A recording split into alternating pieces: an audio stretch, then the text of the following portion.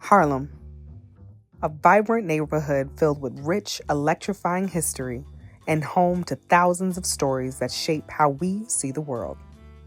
During the 1920s, Harlem became the epicenter of Black progress, where art, music, politics, business, and most importantly, real estate flourished.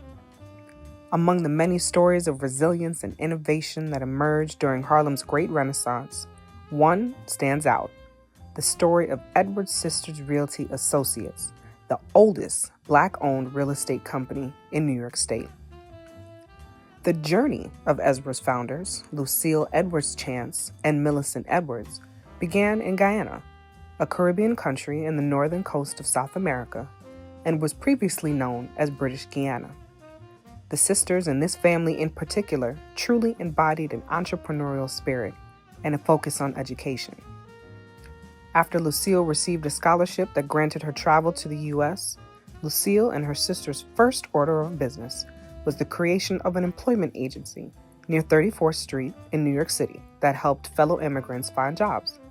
Then, in 1925, with the support of their father, Benjamin Edwards, they founded Edwards Sisters Realty in a growing section of Harlem known as Hamilton Heights, later affectionately called Sugar Hill, due to its influx of prosperous Black residents.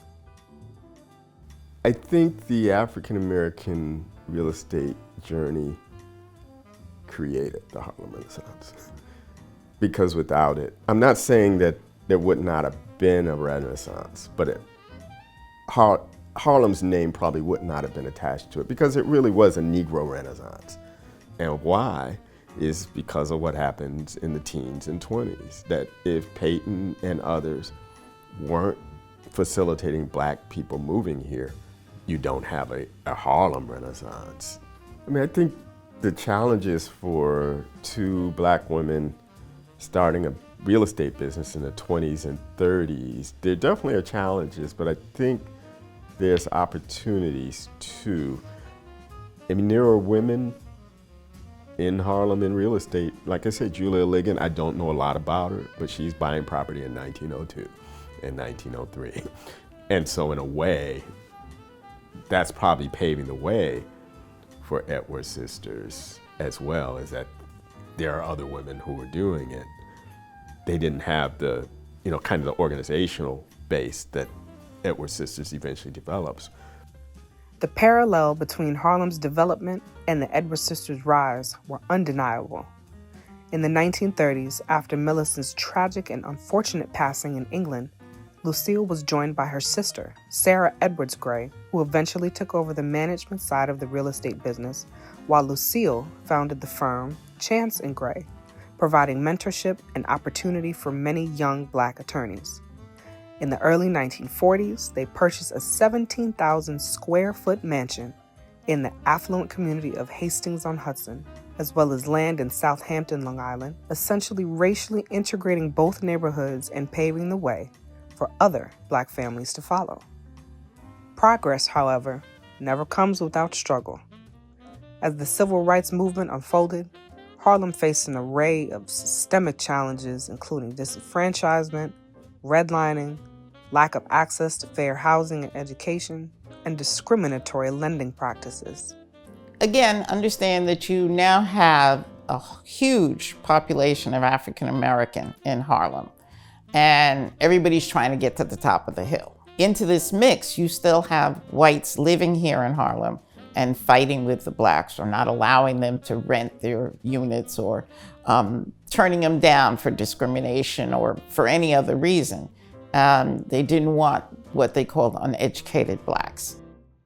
One of the interesting parts about doing this research on the family history is I didn't understand that in those days, they didn't have newspapers. So how did they communicate? They communicated through organizations. And you created these organizations to resolve issues, to address issues. And Lucille and Sarah were very involved in many of the organizations. Lucille, being the lawyer, was the one who did a lot of these cases. People came to her with these issues, Matter of fact, her son, John, was another lawyer. And what made that most interesting is that you now had John Rollier as a Republican and Lucille is a Democrat. And the two of them would be able to communicate and have understanding what's going on and be the first ones to step in.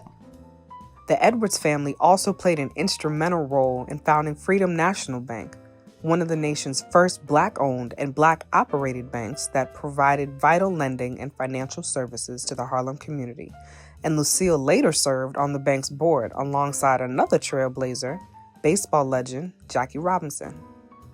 Through decades of change, Edwards Sisters Realty persevered, forging partnerships and organizations such as the Greater Harlem Real Estate Board and the Harlem Alphas, also while drawing inspiration from sister businesses like Benter's Funeral Home.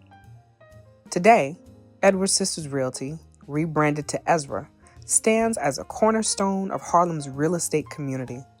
Through Ezra, thousands of families have actualized the dream of home ownership, created generational wealth, and countless others have lived in properties managed by the firm.